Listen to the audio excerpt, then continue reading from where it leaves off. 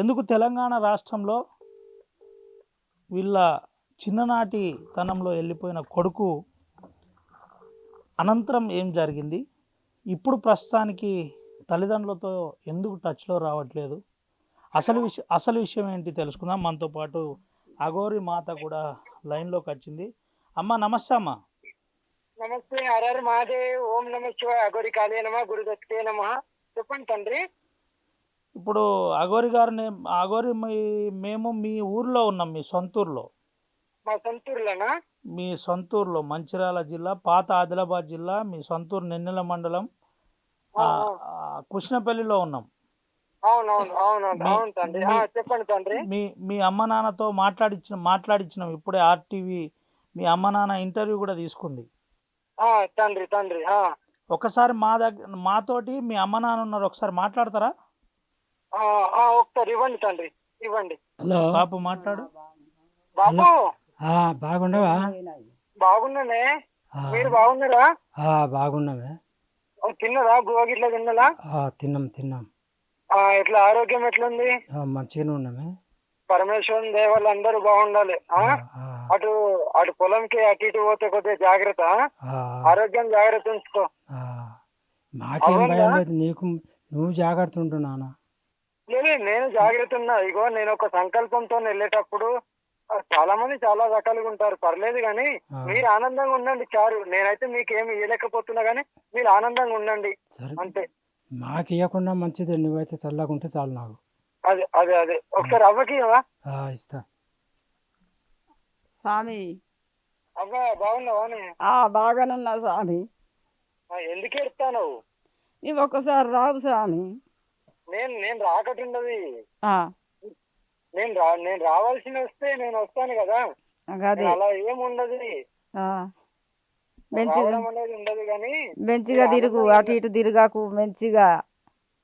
సరే అమ్మా సరే అమ్మా. ఆశీస్సులు ఎప్పుడు ఉంటే చాలు అంతే. మంచిగా ఉండాలని బాధ మేము. సరే తల్లి, సరే అమ్మా. అదినతోటి నేను భగవంతుని దయ వల్ల బాగానే ఉన్నాను. మీరు చల్లగా ఉండండి. మీ ఆశీస్సులు నాకు ఉండాలి, నా ఆశీస్సులు మీకు ఉండాలి. సరేనా? సరే. తినండి, టైంకు తినండి. అటు ఎటైనా పొలం పనులకు అటు పోయినప్పుడు కొద్దిగా జాగ్రత్త. మంచిగా ఉండు స్వామి. సరే అమ్మా. సరే. ఓం నమ శివాయ. ఇది పరిస్థితి. కళ్ళలో కన్నీళ్లు పెట్టుకున్న పరిస్థితి కనబడుతుంది. అయితే మనం ఒకసారి స్వామితో నేరుగా మాట్లాడిద్దాం. స్వామి, ఏంటి పరిస్థితి? అంటే మీరు చిన్నతనంలోనే వెళ్ళిపోయినని చెబుతున్నారు ఇక్కడ నుంచి. ఏ సంవత్సరం పోయారు, ఏమన్నా చెప్పగలుగుతారా? సంవత్సరం గుర్తులేదండి నాకు.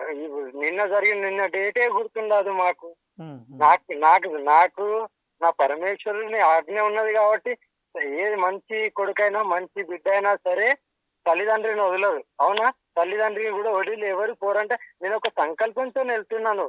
ఇలాంటి అబండాలు ఇలాంటివి పోరాడేటప్పుడు చాలా మంది మూర్ఖత్వులు ఉంటారు కదా. మీరైతే లైవ్ లో చూస్తున్నారు కదా, జెన్యునా కాదా అనేది. నేను అదే అడగబోతున్నాను. మీ ఇంటికి పూరి గుడిసి ఉంది, మామూలు ఇల్లు ఉంది, అది కూడా 1.5 ఎకరంన్నర భూమి ఉంది. అది మీ నాన్న కష్టపడి ఈడ పని చేసుకుంటున్నాడు. ఏంటి ఇంత పేరుంది, మీరు దేశవ్యాప్తంగా తిరుగుతుంటారు, మీ దగ్గర ఇన్ని శక్తులు ఉన్నాయని చెబుతుంటారు, మరి ఎందుకు మీ తల్లిదండ్రులు ఈ పరిస్థితిలో ఉంచుతున్నారు? అదే అంటున్నా కదా, నాకు నేను సంపాదించుకోవడానికి ఒక్క నిమిషం చాలు తండ్రి. నాకు కావాల్సింది నా సనాతన ధర్మం నాకు కావాలి. దానికి ఎక్కడైతే గుళ్ళ మీద అఘాయిత్యాలు జరుగుతాయో, ఒక ఆడబిడ్డ మీద అఘాయిత్యం జరుగుతుందో అక్కడికి నా వంతు నేను పోరాడడానికి కదా ఇదంతా.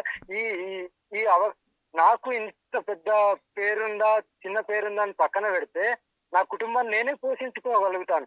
అంతా కూడా లేకుండా ఏమి ఆశించకుండా ఇంత సంకల్పంతో గుళ్ళ మీద దడులు తగిన కాడ అక్కడ నేను పోతున్నాను. ఆడపిల్ల మీద అఘాయిత్యాలు జరిగిన అక్కడ పోతున్నాను. ఎక్కడైతే అఘాయిత్యం ఉంటుందో, ఎక్కడైతే నాకు నా సనాతన ధర్మాన్ని కించపరుస్తాలో అక్కడ మాత్రమే నేను పోయి నా వంతు పోరాటం చేస్తున్నాను. ఆ పోరాటంలో నేను కూడా మరణించచ్చు కూడా, కంపల్సరీ మరణం కూడా నాకు ఉంటది. కానీ ఏ రూపంలో వస్తుంది అనేది కూడా నాకు అది కూడా తెలుసు, చూసుకున్నాను కూడా. త్వరలోనే రాబోతుంది. దాన్ని కూడా అడ్డుకొని కూడా నేను ఇంత పోరాటం చేస్తున్నాను. వేరే వాళ్ళు ఎంత విమర్శించినా, ఎవరు ఏమనుకున్నా సరే, ఎంత విమర్శలకు ఎంత ఒడిదుడుకులు తట్టుకోనైనా సరే నా పోరాటాన్ని నేను సాధించి కంపల్సరీ నేను ఈ పోరాటంలో నెగ్గుతానని నా సంకల్పంతో నేను నడుస్తున్నాను. అఘోరి గారు మరో విషయం చెప్పండి. మీరు చిన్నయ్యకు మూడో సంతానం అని చెప్తున్నారు. ఆ, శ్రీనివాసు అఘోరి మాతగా ఏర్పడడానికి ప్రధాన కారణం ఏంటో చెప్పగలుగుతారా? పరమేశ్వరుని సంకల్పం, పరమేశ్వరుని సంకల్పం. పరమేశ్వరుని సంకల్పంతో ఇట్లా అయిందంటారు. అంతే కదా. ప్రపంచంలో ఏ మూల ఏ క్షణం ఏం జరుగుతుందో వేగంగా తెలుసుకోవడానికి తొలి వెలుగు వాట్సాప్ ఛానల్ని ఫాలో చేయండి.